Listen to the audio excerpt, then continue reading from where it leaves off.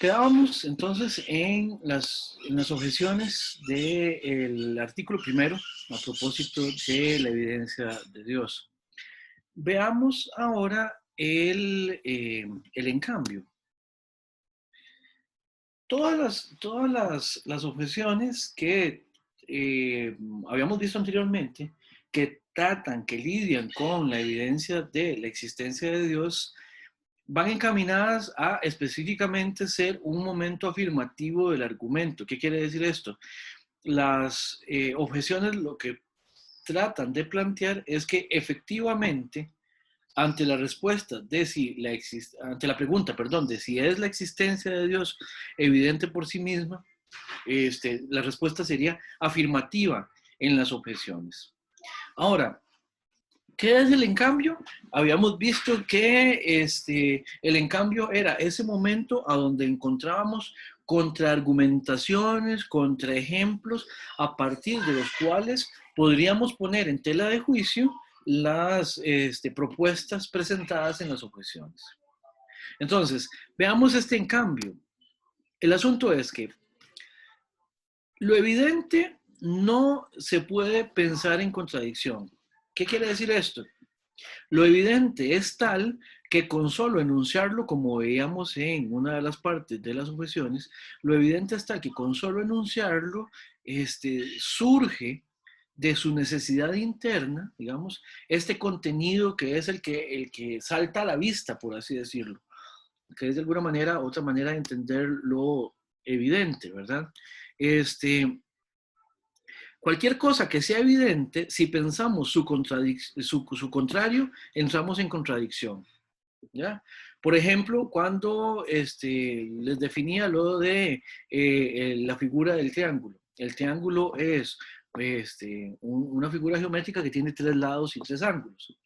Si negamos esto que es evidente, entramos en una contradicción. Si decimos que un triángulo no es una figura geométrica con tres lados o que no es una figura geométrica con tres ángulos, estamos evidentemente entrando en contradicción.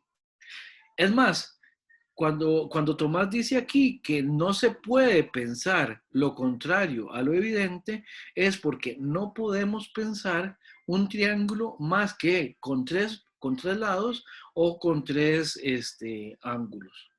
¿Por qué? Porque si pensamos en cualquier otra cosa, ya dejamos de estar pensando en un triángulo, ¿verdad? A eso es a lo que se refiere este asunto de la contradicción, ¿verdad?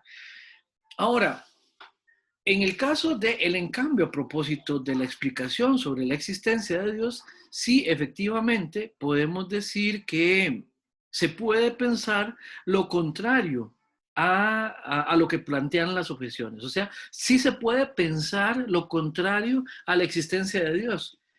Y eso lo podemos ver efectivamente en los ejemplos de cualquiera que niegue la existencia de Dios.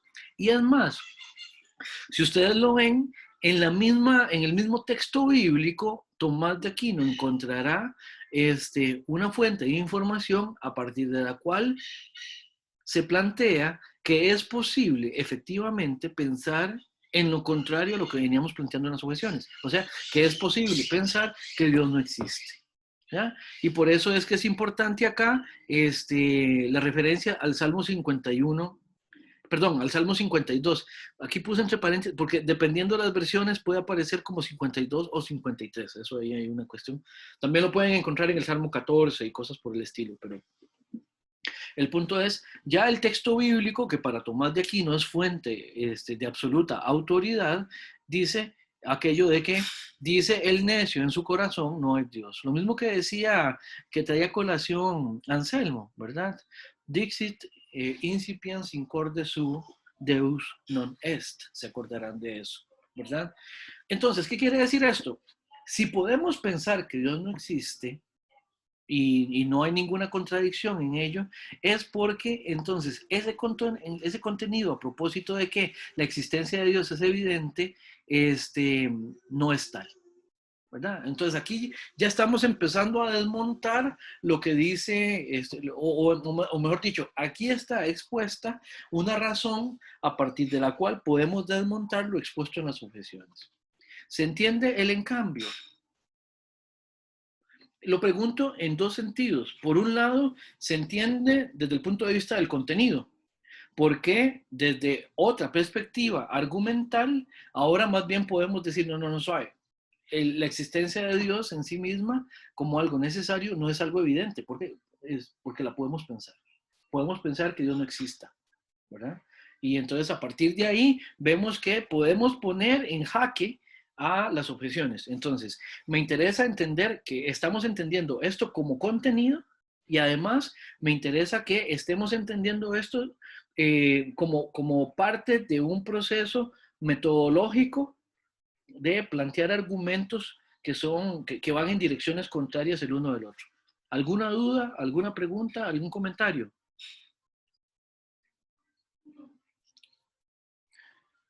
Bien, entonces sigamos Sí, con el... Ah, sí, adelante. sí. Perdón, para ver si entendiéndolo como un proceso metodológico, se podría decir que un ejemplo del en cambio sería que, digamos, no es algo más tal vez simple. Por ejemplo, un carro, yo lo puedo pensar de un color rojo o verde. Entonces, al pensarlo así, no habría contradicción. Ese sería como el el proceso metodológico empleado. Me parece que más bien estás preguntando por el contenido, Ujú, porque precisamente, vamos, para entender que algo no es contradictorio en sí mismo, es porque podemos tenerlo como un contenido mental sin ningún problema. Vamos a ver, voy a decirlo así, desde el punto de vista del contenido. Aquí lo que estamos tratando de dejar, de dejar explicado, o lo que está tratando de explicar Tomás, es el hecho de que cualquier cosa que nosotros, cualquier cosa que sea posible, digamos, que se pueda pensar sin contradicción, ¿verdad? Eso es en lo que nos estamos fijando. Por ejemplo, como usted dice, uno puede pensar un vehículo, un carro, ¿verdad? De un color o de otro. Eso no va a traer ningún problema con lo que entendemos que es un carro, un vehículo, ¿verdad? Eh, ¿Qué sería algo contradictorio de pensar en relación con un vehículo, con un carro? Pensar que ese mismo vehículo está ahorita en San Rafael de Montes de Oca y, digamos, en Curridabat, por decir algo. El mismo vehículo. Eso sí sería contradictorio, porque estaríamos pensando que es un vehículo que puede estar en dos lugares al mismo tiempo. Y eso, dentro de las nociones que manejamos a propósito de lo que es un vehículo, ojo, ahí lo estoy diciendo desde las nociones que tenemos. O desde el tipo de cosas o desde el tipo de comportamientos que tienen las cosas, es imposible que ese vehículo, que ese carro esté en dos lugares al mismo tiempo. Entonces, la contradicción tiene que ver con esa imposibilidad, ya sea ontológica o ya sea de nuestra parte nociológica para explicarlo. En el caso de en cambio, lo que está diciendo es que, bueno, lo que las objeciones están planteando es que una vez que entendemos lo que es Dios, una vez que planteamos que hay la discusión acerca de Dios, tenemos necesariamente que entenderlo como algo que existe. Y decir que Dios no existe es autocontradictorio, es como decir que el ser necesario no existe, ¿ya? Pero no hay tal cosa. Si eso fuera realmente evidente, entonces no habría ninguna posibilidad para el ateísmo. ¿Por qué? Porque si a Dios solo lo podemos pensar como existente, entonces no habría ya más nada que discutir. Es como, vamos a ver, vuelvo al ejemplo de las figuras geométricas. Un triángulo solo lo podemos pensar con tres lados. Un cuadrado solo lo podemos pensar con cuatro lados. Si lo pensamos de manera distinta, se acabó. O sea, ya entramos en una contradicción. Por eso yo no puedo pensar, por ejemplo, la cuadratura del círculo. Yo no puedo pensar un círculo cuadradito. ¿Ya? Yo no puedo pensar un triángulo cuadrangular. ¿Se entiende?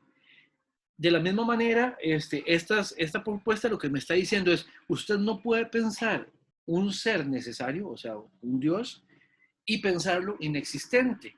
Y aquí Tomás dice, no, no, cuidado, sí, sí se puede. Entonces, desde el punto de vista del contenido, esta es una posibilidad, pensarlo de esa manera sin contradicción alguna. Metodológicamente hablando, lo que estamos es precisamente poniendo una argumentación que va en dirección contraria o en dirección distinta a la dirección que llevaban las propuestas en las objeciones. Esteban. Sí, profe. Ahora sí, más bien me queda muchísimo más claro. Más bien, muchas gracias. No, con muchísimo gusto. Los demás, ¿todo bien? ¿Cómo dicen ustedes? ¿Sí? Seguimos entonces. Vamos a ver primero cuál sería el criterio que utiliza Tomás para darle solución a esta contradicción que hay entre objeciones y en cambio y a la parte en cambio, ¿verdad? O sea, a las objeciones, digamos, a las propuestas originales. Bueno, primero dice Tomás, para poder resolver esto, tenemos que irnos a ver qué diablos es la evidencia y cómo ésta se manifiesta. Y Tomás lo que va a decir es, bueno, primero, tomemos en cuenta que hay dos maneras de entender la evidencia. Por un lado, la evidencia puede ser en sí misma y no para nosotros, o en sí misma y para nosotros. Aquí, ahorita arreglo esto, ¿verdad? Esto debería quedar en una sola línea para que quede más bonita. Hoy tuve los problemas técnicos que les mencioné anteriormente, era precisamente cuando estaba descargando la presentación para hacerla y se me desconfiguró un montón. Bueno, ahí van a disculpar. El punto es, la evidencia es, cuando decimos que es en sí misma y no para nosotros, quiere decir que es algo de lo que, vamos a ver, desde el punto de vista ontológico, se da en la realidad, aunque nosotros no nos demos cuenta de ello, ya sea porque no lo sabemos o porque no lo podemos saber, ¿verdad? O bien, cuando es en sí misma y para nosotros es algo que está ocurriendo en las cosas, o sea, es ontológicamente dada en la cosa y además, como es evidente para nosotros, nosotros además nos damos cuenta, ¿ya? Nos damos cuenta. El ejemplo de algo evidente en sí mismo, por ejemplo, ya los tengo, ya estoy cansando, digamos, con el ejemplo, un triángulo es una figura de 3 lados, eso es evidente, ¿verdad? Luego de que el hombre es un animal para tomarse es algo evidente, ¿verdad? Aquí está la explicación. Esas cosas, son ejemplos de algo que además de que son evidentes, podemos conocerlo. Ahora, veamos el problema y aquí seguimos con la pregunta que había hecho Sebastián originalmente, o más bien hace unos minutos, a propósito de la definición de Dios. Vamos a ver cómo esto interviene acá en esta explicación. Que Dios existe es una proposición evidente por sí, solamente si Dios como sujeto nos aparece como el ser necesario, ¿verdad? ¿Qué quiere decir esto? Como que si la existencia de Dios que está en el predicado, ¿verdad? Se identifica con el sujeto al cual estamos definiendo, ¿ya? ¿Qué quiere decir esto? Sebastián, la definición de Dios sería importante para su evidencia si precisamente la definición de Dios encarnara precisamente el hecho de que necesariamente existe. Estamos de nuevo otra vez aquí con Anselmo resonándonos en la cabeza, ¿no? ¿Por qué? Porque eso es lo que trata de hacer Anselmo. Vamos a ver, con lenguaje kantiano, lo que estaríamos diciendo es que Anselmo lo que trata de hacer es una proposición analítica, o sea, una proposición en la cual el sujeto se identifica con el predicado. Y el sujeto aquí es Dios y el predicado es la existencia. O sea, queremos aquí para poder definir a Dios como algo evidente en sí mismo, tendríamos que decir como que Dios es, y lo vamos a definir como el ser que necesariamente existe. Pero tenemos un problema. Tenemos un problema y es que no sabemos a ciencia cierta qué es Dios. Nos sobrepasa.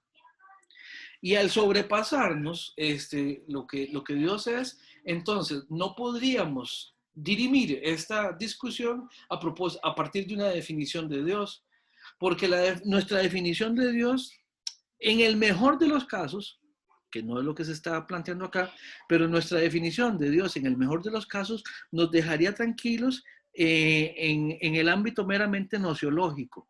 O sea, cómo es que generamos un contenido del entendimiento a partir del cual nos explicamos a Dios.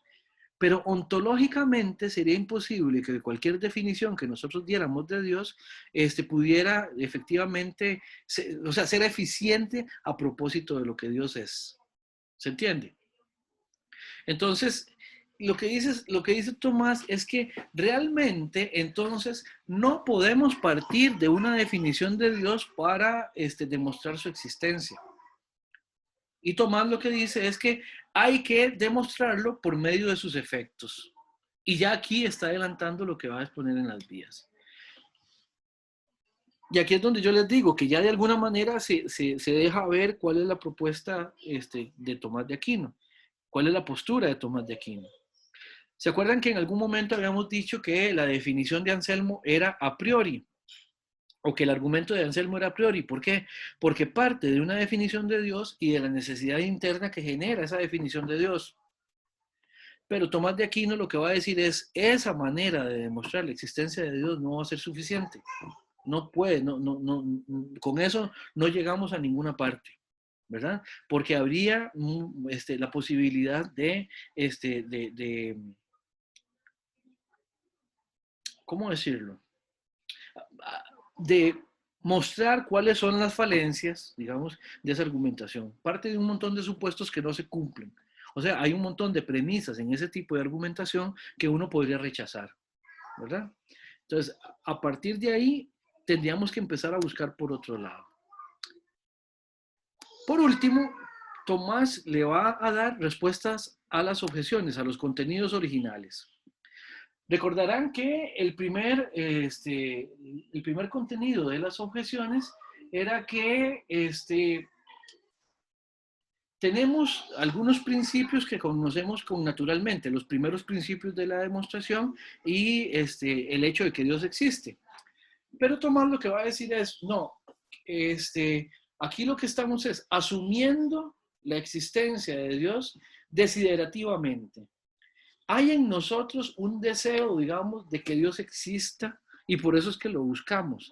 Pero de que nosotros lo busquemos o de que nosotros tendamos a Él, no se sigue, ¿verdad? Hay quienes dicen, bueno, pero ¿cómo vamos a atender a algo que no existe? Bueno, Tomás lo que va a decir es, esto realmente no es definitivo. No, esto no nos puede mostrar que Dios existe.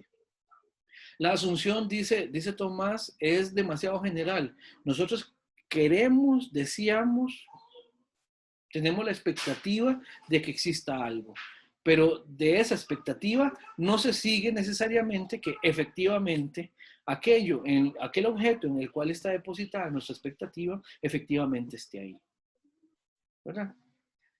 Segundo, a propósito de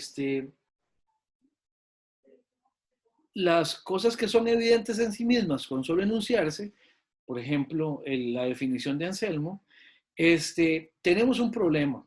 Y aquí es evidente que Tomás de Aquino está pensando en Anselmo de Austria. ¿Por qué? Porque Tomás lo que dice es, ¿y qué pasa si no se entiende el término tal como el argumento lo plantea? O sea, ¿se acuerdan cuando Anselmo decía, bueno, partamos del hecho de que Dios es aquello mayor que lo cual nada puede pensarse? Ya algunos de ustedes dijeron en la clase pasada, pero ¿qué pasa si entendemos a Dios como otra cosa? Bueno, efectivamente, ese argumento tiene ese problema, ¿verdad? Si no coincidimos, si no concedemos la primera premisa, entonces el argumento no es de recibo, ¿verdad? Por eso es que aquí tenemos otra respuesta a ese segundo contenido, a esa segunda parte de las objeciones. Y por último, ante la argumentación a propósito de que exista la verdad, El problema, dice Tomás, es que evidentemente sabemos que existe la verdad, pero no, eso no nos compromete con la existencia de alguna verdad absoluta. De hecho, nosotros lo que podemos es hablar de la verdad de las proposiciones, pero fuera de las proposiciones es complicado, es problemático hablar de lo que sería la verdad fuera de las proposiciones y por lo tanto fuera de las explicaciones que nosotros damos. ¿Verdad? Y por eso es que si la verdad a la cual estamos apelando acá tiene tan poco fuelle, digamos, si llega apenas a un límite tan pequeño, eso no nos va a servir tampoco para, a partir de esa verdad, demostrar la existencia de Dios, diría Tomás. Y esto es como respuesta a cada una de las objeciones. Ahora, punto importante para este artículo, precisamente lo que veíamos en la lámina anterior, en el encambio, perdón, en la solución, que a Dios habría que demostrarlo por sus efectos. Esto hay que subrayarlo, ponerle asteriscos, ponerle colores, echarle escarcha, no sé, como quieran, ¿verdad? Porque esto va a ser crucial para entender el tercer artículo, que es ya propiamente hablando la propuesta de Tomás. La cual obviamente veremos en la próxima clase, puesto que ya para hoy tendríamos que ir cerrando. No sé si tendrán alguna pregunta, no sé si tendrán algún comentario, algo que quisieran que explique de mejor manera. Profe, yo nada más quería decir que si vamos a leer más de Tomás de Aquino para las próximas lecciones.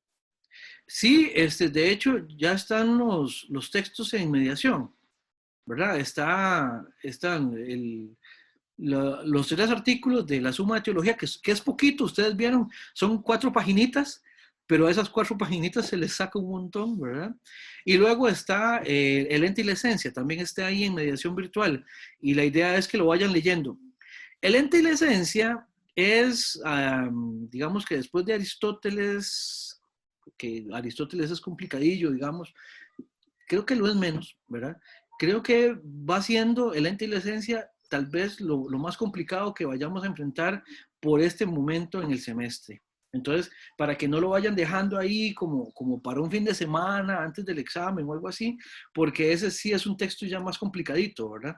Y ese sí hay que leerlo completo. ¿Sí, Sebastián? Sí, es que más bien encontré una versión, yo es que tengo la tendencia a copiar y pegar lo más importante del texto a un archivo Word, Sí. así que conseguí una versión que se puede hacer eso. Ok.